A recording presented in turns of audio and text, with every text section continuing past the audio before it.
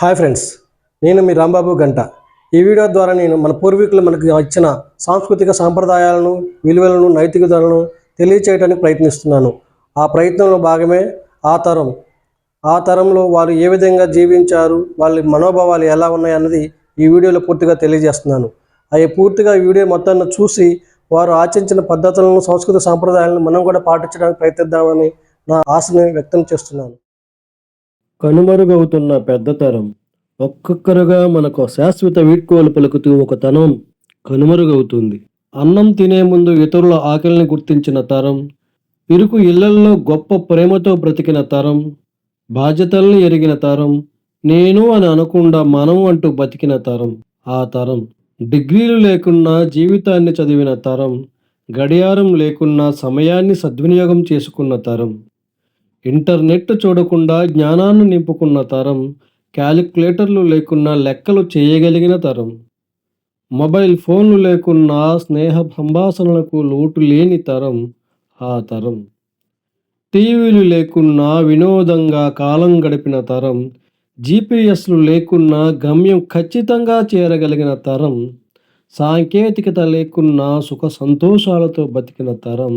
ఆ తరం ఏసీలు, కూలర్లు లేకున్నా ఆరు బయట హాయిగా నిద్రించిన తరం, మినరల్ వాటర్కు బదులు చెరువు బావి నీళ్లు తాగి ఆరోగ్యంగా బతికిన తరం, పిజ్జాలు, బర్గర్లు కాకుండా పీచు మిఠాయిలు, పేలాలు తిని ఆనందంగా బ్రతికిన తరం, రాత్రుళ్ళు ఇంటి అరుగులపై హాయిగా కబుర్లు చెప్పుకుంటూ ఆనందంగా బ్రతికిన తరం, 6-7 సంవత్సరాల వరకు పిల్లల బాల్యాన్ని ఆటపాటలతో నింపిన తరం.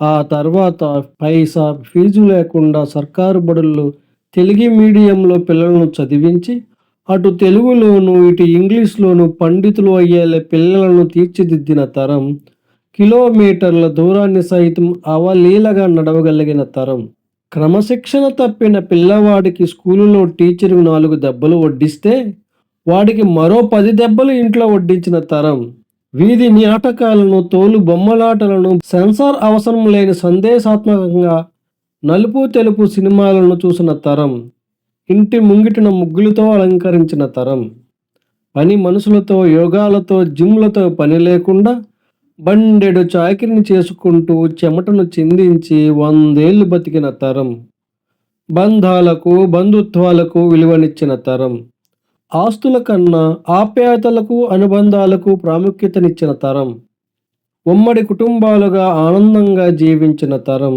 ఆ తరం భేదాభిప్రాయాలున్నా అందరినీ కలుపుకుని వెళ్ళగలిగే తరం, వ్యాపారంలో కల్తీకి చోటివ్వని తరం, ఇతరుల మేలు కోరుకున్న తరం, నీతి నిజాయితీలతో మోసాలు చేయకుండా బతికిన తరం.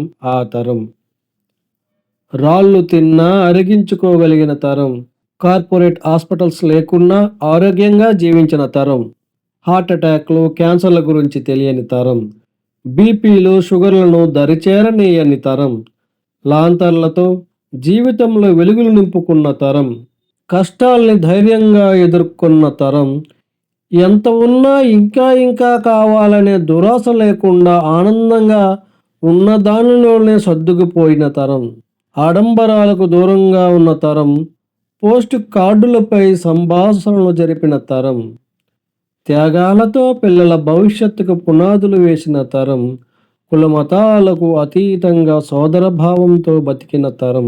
ఆ తరం కాఫీ టిఫిన్లు లేకుండా చద్దన్నం తిని స్కూలుకు పరిగెత్తిన తరం.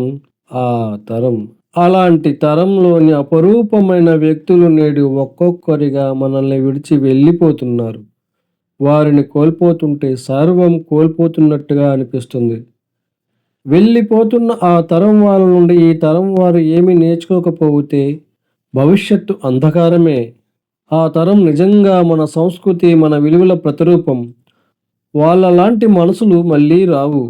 వారిని కోల్పోవడం అంటే మన మూలాలను కోల్పోవడమే. ఆ తరం చూపిన విలువలు, ప్రేమ, నిజాయితీ ఈ తరం నేర్చుకోవాలి. సాంకేతికతతో ముందుకెళ్తున్నాం కానీ విలువలతో వెనక్కి వెళుతున్నాం. ఆ తరం మనకు మానవత్వం అంటే ఏమిటో నేర్పింది. లాంతర్ల కాంతిలో వెలుగులు నింపింది ఆ తరం. కరెంటు దీపాల వెలుగులో చీకట్లు పెంచుకుంటుంది ఈ తరం. వాళ్ళు మనకు నేర్పింది ప్రకృతితో సహజీవనం, మనం నేర్చుకుంటున్నది యాంత్రిక జీవనం. అవునా కాదా మిత్రులారా? కాబట్టి ఆ తరం వాళ్ళని గౌరవించుదాం, వారి నడవడికలో నడుద్దాం.